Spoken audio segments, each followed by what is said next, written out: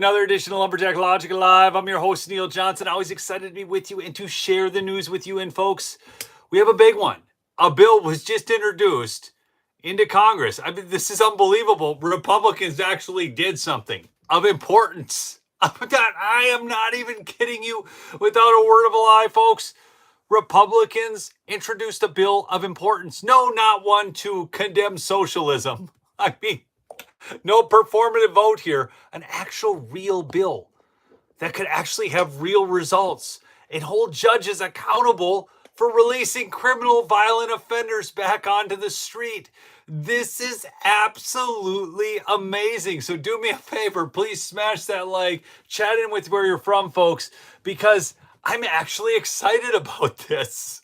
Well, what's really interesting, just beyond the fact that I'm excited about this, there was actually an act in 2024 about judicial accountability that had bipartisan support and bipartisan authors. So this is something where they should all be able to agree and get it passed. What's really interesting, though, is that the bill from 2024 is still languishing.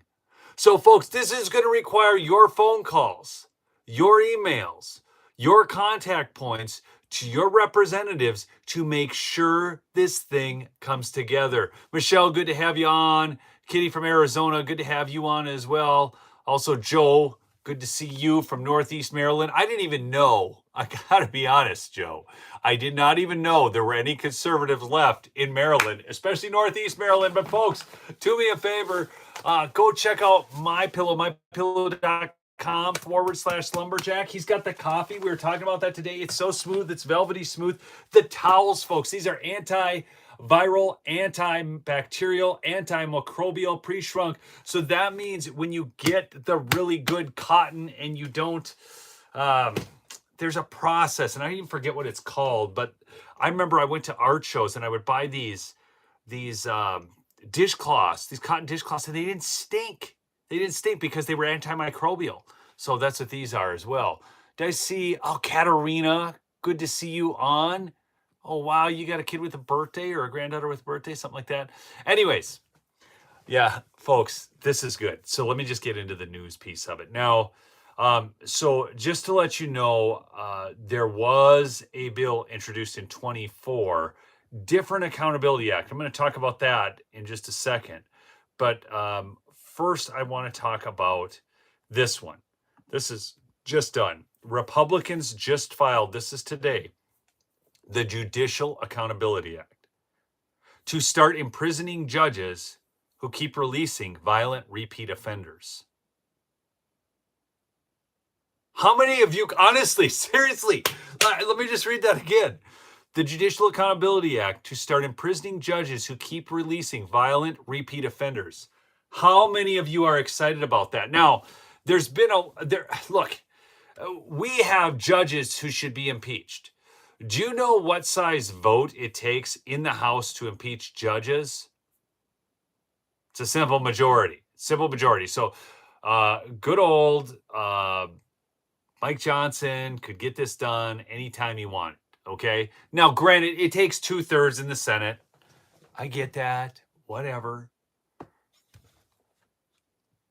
The senators would have to go on record as defending these judges. You do realize that.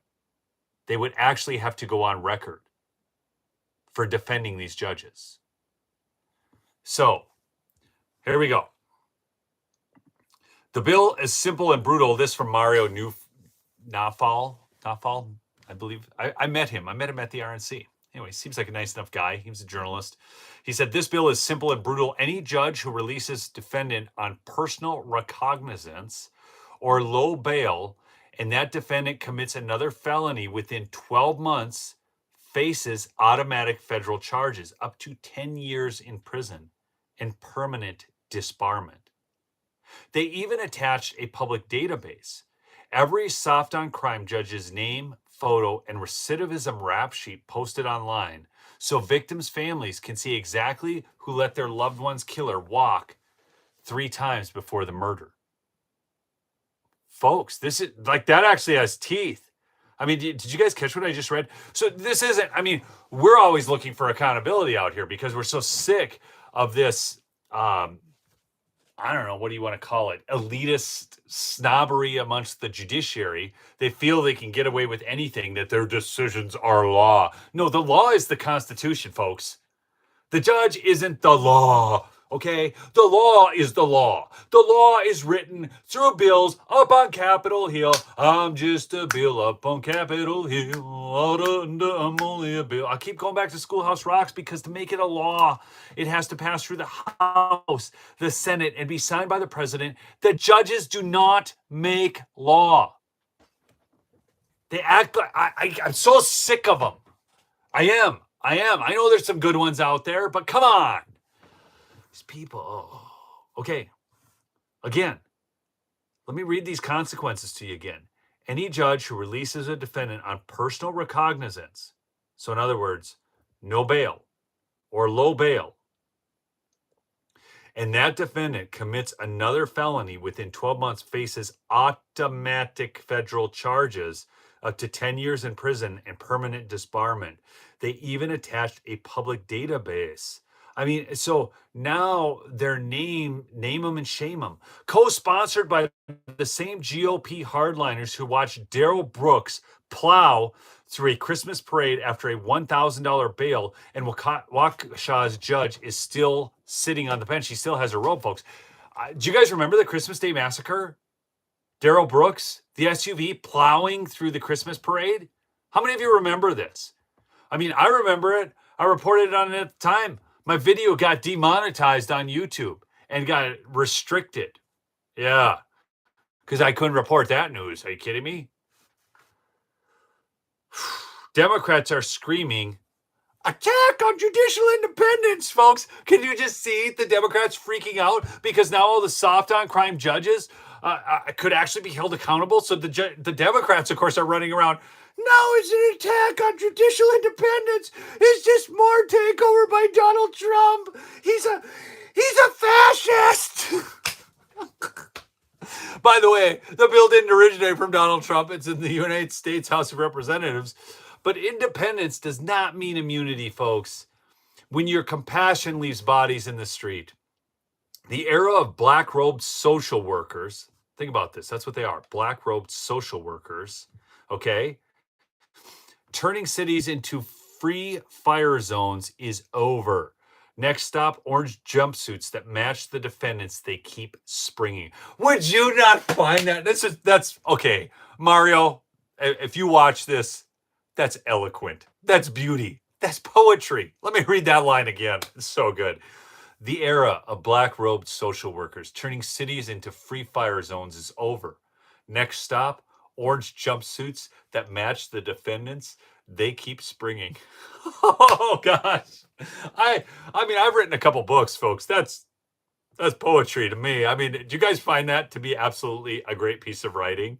I mean, I do. I do. Seriously, do you think this is awesome? I think it's just amazing. Next stop, orange jumpsuits that match the defendants they keep springing. The source, this is House Bill HR 9177, Judicial Accountability Act, just introduced a couple days ago.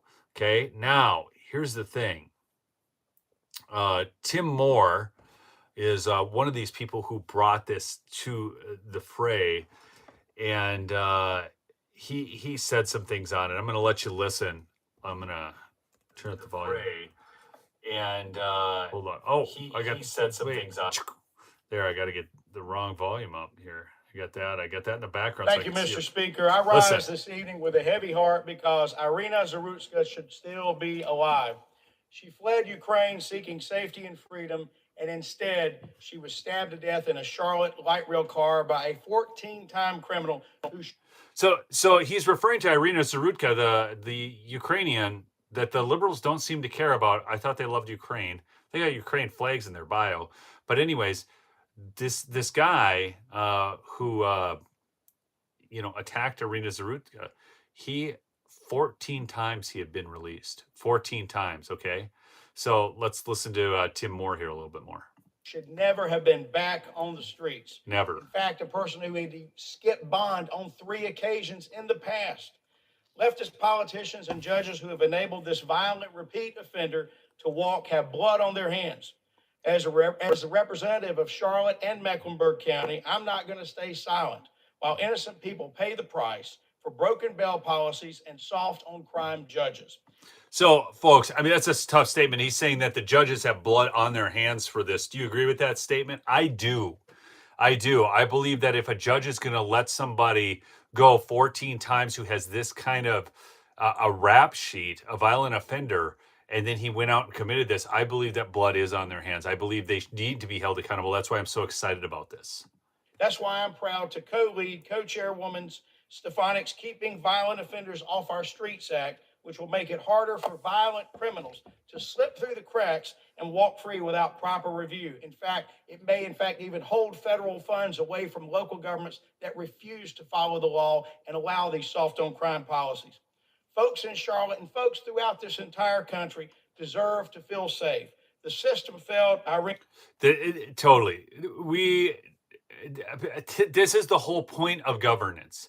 It's not to interfere with the lives of people not breaking the law. It's to hold lawbreakers accountable so those of us who are just good citizens can actually walk free and live in relative safety and harmony. That's the whole point. I mean, the only thing I want out of the government is police, fire, roads, and a secure border and a military. That's it. That's it. I don't want the rest of this crap. I don't want their health care. Their health care is not health care, okay? It's not health care.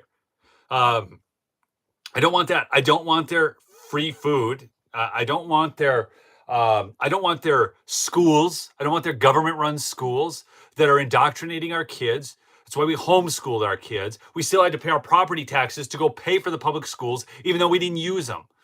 It's just, I'm sorry. I can't with this stuff. But anyways, I'm moving on. Okay. And now I'm going to go into a little analysis of this, some questions that somebody asked. But I told you guys I would mention something else. So there was another, it was not called, let me see. So this one is called the Judicial Accountability Act, right? Let me just make sure I've got this right. This was the Judicial Accountability Act. The other one was called the Judiciary Accountability Act. So two different bills. This is why I say we've got to find a way to actually merge these two bills together, okay? Because the other bill, you're going to love these names. I know it's gross. But the other bill, the Judiciary Accountability Act, which I'm actually in favor of, and it's going to blow your mind when you hear who I'm agreeing with on this. Get ready to have your mind blown. This was sponsored and introduced by Lisa Murkowski, quote unquote Republican of Alaska, and Mazie Hirono, quite possibly the dumbest member of the U.S. Senate. But they introduced legislation to hold the judiciary accountable for workplace misconduct. And I'm going to go back to an article from Bloomberg from Eliza Schatzman. Okay, so this bill that they have that's still languishing, okay, who I agree with. I'm agreeing with Murkowski and Hirono. But hold on, I'm going to show you how these two bills can come together. All right? A new bill aims to, this out of Bloomberg from last year, a new bill that aims to help prevent judicial abuse of clerks would show that Congress takes misconduct seriously, says Elisa Schatzman of Legal Accountability Project. Berating judicial law clerks as stupid and useless sounds like my Senator Amy Klobuchar talking to her staffers. But anyways, and demeaning them for perceived mistakes, forcing them to watch porn, firing them for no stated reason, concealing a neurological condition that prevents a judge from serving. In each instance of judicial misconduct over the past decade, these perpetrators retired or resigned from judicial service without facing discipline. Their reputations, their pensions, and legal careers were still intact, folks.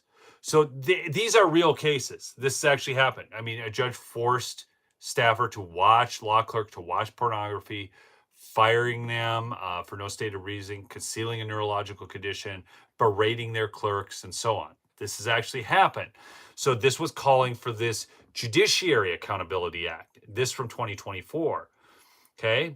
Under the longstanding Judicial Conduct and Disability Act, the federal law governing judicial discipline, a judge's retirement, resignation, or death halts investigation. There is currently a law, the Judicial Conduct and Disability Act. There is a law, apparently, that does not allow an investigation. It halts the investigation in these instances. Judges insist internal self-policing works. Oh gosh, because that's always worked, hasn't it? Internal self-policing has always worked in government. I mean, can you just imagine Tim Walz with all the fraud going on in Minnesota? I'm sure he's doing some great internal self-policing, my fine patriots. God help us all. Oh my gosh. Despite contradictory evidence, the judiciary benefits from a broken disciplinary system, lacking checks and judicial abuses of power. Life tenure judges wield total power over recent law graduates. Law clerks, the court's backbone.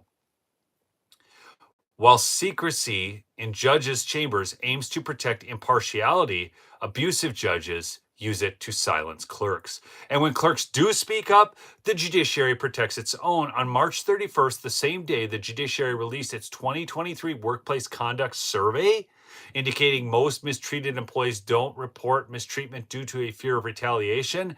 Now, former Minnesota federal bankruptcy judge Keisha Tanabe resigned amid misconduct allegations. And again, remember, when those judges resign, they get to keep their reputation, their pension, all of that stays, okay? All of it stays. They don't really face, they get to retire and keep their pension after they had to quit and resign in disgrace, but there is no disgrace because it's never attached to a record. They get to keep on practicing law. It's gross. Smash that like if you would for me, please. Oh, and do go check out my sponsor, MyPillow. Black Friday deals right now, mypillow.com/lumberjack. Oven mitts, kitchen towels, things you're not thinking of. I mean, the Giza sheets are the best product still, along with the travel pillow and the towels, the My Towels. I love them. Anyways, Tanabe's resignation effectively ended any potential investigation into her alleged misconduct. A clerk filed a complaint before the resignation, but some in the U.S. Court of Appeals for the 8th Circuit convinced the clerk to withdraw it because the judge was resigning anyway. And how do you think that conversation went? I mean, you know, you really don't want your career in jeopardy because you want to report this judge, do you? That's how those conversations go. Come on. Okay, so now I want you to, we're going to go to another one. Okay. So I want you to think about how this, what I'm talking about here. And again, folks, if you just jumped on, we're talking about two specific bills here. One was from 2024. That's to hold judges accountable, the judiciary itself accountable for their workplace misconduct. I mean, sexual stuff, all this, that's all getting covered up and hidden. It's like a Catholic Church thing, basically, is what's going on in the judiciary in this country. Okay.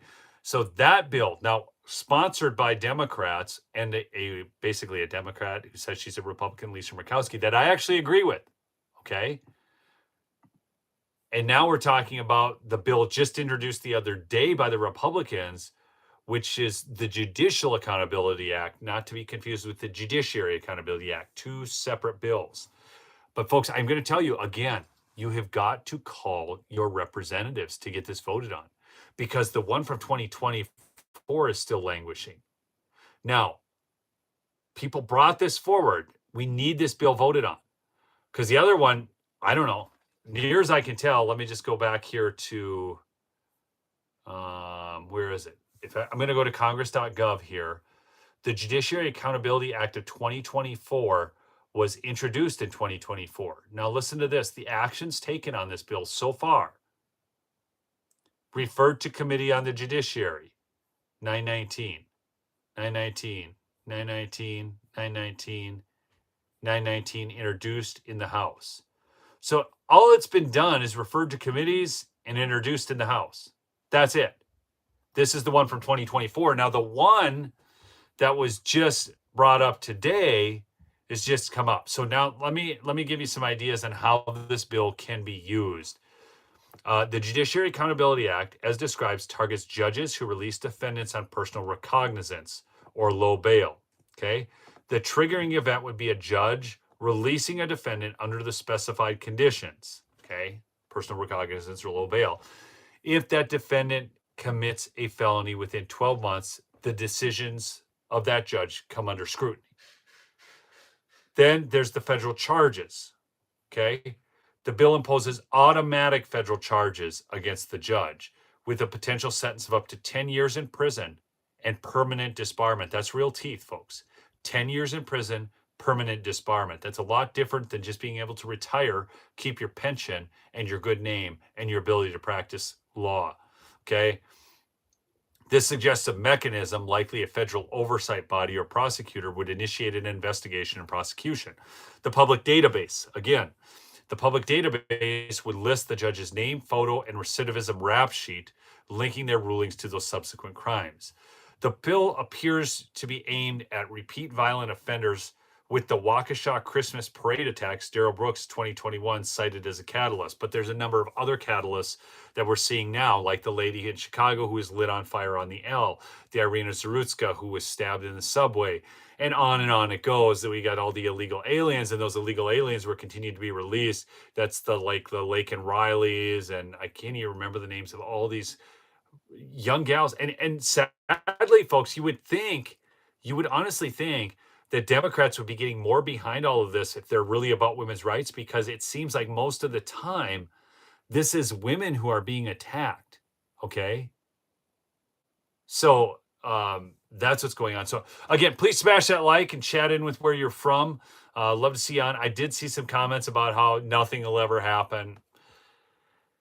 You can be as black-pilled as you want to be, folks, and you can kind of speak the world into existence the way you see it. And then, by not getting your hopes up, you can say, oh, if it doesn't happen, I was right.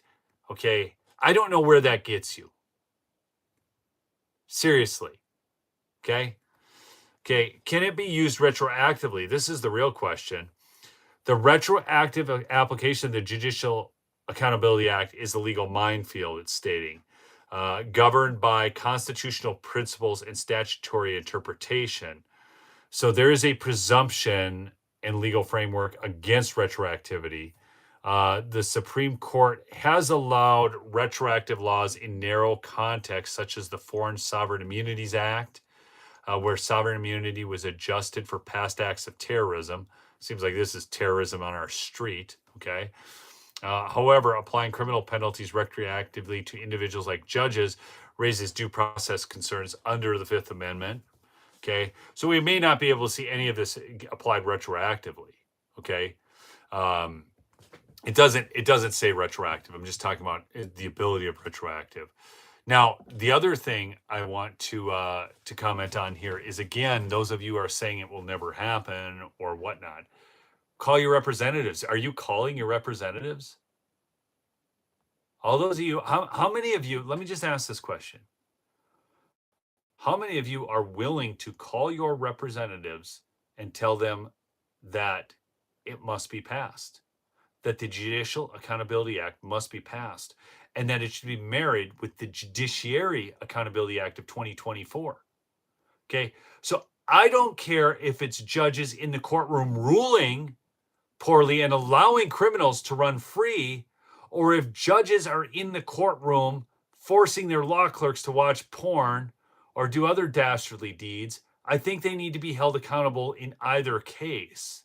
Now, this, if it was pulled together like that, okay, if it was covered, Valerie, you're not getting this. I know you, okay, I don't care if your representatives are Democrats or Republicans, okay? I don't care. You call them anyways, okay? So, and you talk about marrying these two, and they're easy to look up, folks. If you just go Judicial Accountability Act of 2025 and Judiciary Accountability Act of 2024, so you can talk to your representatives when you call them. but say you want both those bills to pass. I mean, the one's been languishing since 2024. It's a republic if we can keep it. If we can keep it. And the only way we can keep it is our involvement. Don't expect these elected people to do the right thing on their own. Like, honestly, like, does anybody in my audience here, for those of you who feel a little black-pilled, I want you to do something for me here. Audience, lovely audience, help the black-pilled people out. Do any of you expect the majority of these representatives to do the right thing without your phone calls, without your emails, without your letters? Do any of you think they're going to just do the right thing on their own? Okay? Actually, salty, pure blood, they do care about your calls. It's the only thing they care about is your calls and your action. Otherwise, things would not be getting passed. And if you want a prime example of that, whether you believe it should have passed or not in its current state, okay, totally up to you. I don't even want to get into the weeds on that, but the Epstein transparency bill passed. And it did not pass because people sat idly by. You know, people called, they wanted it passed. That's how it got passed. Unbelievable, okay? Now, the Democrats, of course, thought they had a big bombshell, and then it turns out all their people like Jeffries and Crockett and Clinton are getting implicated, okay? So there is the only thing they care about, folks, is staying in office. Your calls show them whether or not they'll stay in office to an extent, okay? I don't have time to make this a whole in the weeds conversation about election fraud. You guys know where I'm at on that, hopefully, for the love of all things, okay? But I want you to think about how the judiciary has acted against our interests in so many ways. And it's not just in these low-level criminal indictments. And I shouldn't even say low level because a woman getting murdered is not low level, but you know what I mean. They're street criminals. When there's these high-level criminals in the government, okay? This out of the Washington Times, judicial power grab saves Comey and James. So we were all upset about James and Comey, right? Well, unforced errors by the Justice Department officials allowed James B. Comey and Letitia James to escape accountability for their actions. For now, on Monday, a federal judge tossed the accusations of the former FBI director and the New York Attorney General, asserting the judiciary had veto power over President Trump's choice of U.S. attorney. I agree with Mr. Comey that Attorney General's attempt to install Miss Lindsay Halligan as interim U.S. Attorney for the Eastern District of Virginia was invalid, wrote District Judge Cameron McGowan Curry. That's right, a leftist judge appointed by, I think, Obama, okay? The president named Miss Halligan, a lawyer who had earned his trust, to fill the U.S. Attorney vacancy in Virginia. Senate dawdling has left her and many other critical presidential nominees hanging. The silver lining in the judge's technical and dubious ruling is that it neither absolves Mr. Comey of culpability for potentially lying to Congress, nor does it clear Ms. James, of her alleged mortgage fraud.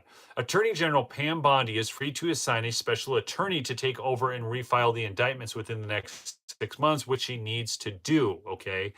That's exactly what she should have done from the start. Sending a conveniently appointed attorney to assist Ms. Halligan in representing these cases to the grand jury would have avoided this unnecessary spectacle, which is why many people are frustrated with Pam Bondi. Now, I don't think she's the worst thing in the world. I'm not going down that road. Trump wants her in there.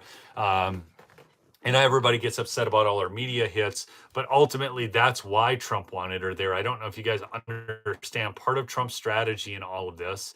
Okay, so you can get all upset about his strategy if you want to, but actually I think this is a good one where he's wanting people who are good in front of the camera and can get out there and bring the message because he wants to win the war of public opinion. That's Trump's goal.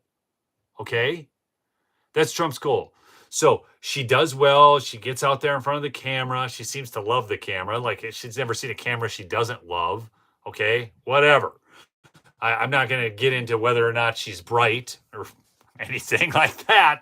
I mean, she doesn't seem to me to be the most intelligent person in the room. I'll just say it, okay? But I don't think she's terrible.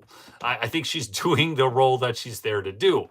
That all being said, It should have been obvious that wily Democrats, this is where it frustrates me about her, because, yeah, it should have. It should have been obvious that wily Democrats would advance every possible objection, knowing an ideologically allied court would be eager for an excuse. Any excuse will do. This is exactly what they do with all the cases of voter fraud. They just need an excuse. They're looking for one, okay, to exonerate these resistance heroes. Nothing Ms. Halligan could have done would have altered that outcome, folks. Nothing she did. So don't blame Halligan. She took the case. She did what she was tasked to do. Okay. Nobody else could have done differently. The problem started with Bondi and not, yeah, okay. All right. In August, District Judge Matthew W. Brand, an appointee of President Barack Obama, rejected the president's selection, Alina Habba, to serve as the U.S. Attorney in New Jersey. So again, a district judge just gets to reject the selection of a U.S. attorney purely on ideological grounds. Judge David C. Campbell, an appointee of President George Bush, refused Sigal Chattah as attorney in Nevada. A cabal of federal judges in upstate New York nixed John Sarcone as interim U.S. attorney. The legitimacy of Ms. Habba's appointment was argued before the Third Circuit U.S. Court of Appeals in October, and there's no guarantee that the administration's stance will be upheld. For that to happen, judges would have to agree to cede power that they very much enjoy having handing it back to the executive where it belongs, which makes one wonder why Ms. Halligan was ever put in this untenable position. It should have been obvious that a sabotage tactic used with success in 4 other jurisdictions would also be employed in 2 of the highest profile cases the department has right now. Undoubtedly, many career staffers within the Robert F. Kennedy building are silently cheering this failure. So here's what you need to understand. This is why, the Judicial Accountability and the Judiciary Accountability Act is so important. It goes further. We need the Supreme Court to tell these district judges, no, you don't get to supersede the president's ability to appoint who he wants. The advise and consent of the U.S. Senate is simply that. They are to act as advisors, not ideological warmongers. Okay? So, anyways, it goes on. But I think you got my point. I'm excited about both of these bills. So one is actually introduced by Murkowski and Hirono from 2024. The other was just introduced the other day from 2025. But we have to hold the judiciary accountable. Right now, they're just operating off in la la land. All right? So when you look at this, the executive has his responsibility, the judiciary has their responsibility, and then the Congress has the responsibility. And the president, which is Donald Trump, that they don't like, is completely acting within his authority as the executive. And that's what needs to continue happening. Again, folks, please go check out my sponsor, MyPillow. Look at this duvet cover for my down comforter I just got. This is made out of Giza cotton. The blanket I just picked up in Sage as well, made out of Giza cotton. I'm telling you, I love Giza cotton. Okay, you've got to go get those Giza sheets. I'm telling you, they're life-changing because that's right next to the skin. And then those My Towels that actually absorb. And the kitchen towels actually absorb, and they're antiviral, antimicrobial, antibacterial. They're pre-shrunk, 16 by 28. They got great patterns on them too. Look at that. I mean, these are nice. I mean, it fits with our house. We tend to do natural tones. MyPillow.com/lumberjack. Or call the 800 number at 1-800-586-2865. Again, that's 1-800-586. No, wait. Stop. Go back. I knew that was wrong. 1-800-568-2865. Thank you for posting that, Michelle. 1-800-568-2865. Great deals going on right now. I really encourage you to check out the tile with the oven mitts, the aprons. The oven mitts, which have the silicone part, and they're really nice, okay? And those things 2 for $14.99 right now. So go get yourself some of the great products at mypillow.com/lumberjack. Love y'all. Remember, Giza sheets are Donald Trump's favorite product. And then you can get this My Coffee. So you got products to go to sleep and to stay awake. He's also got the Rev 7 energy drink. We'll see you on the next episode. I love y'all. Best audience on YouTube right here on Lumberjack Logic. If you're new, do subscribe. We'll see ya. Peace out.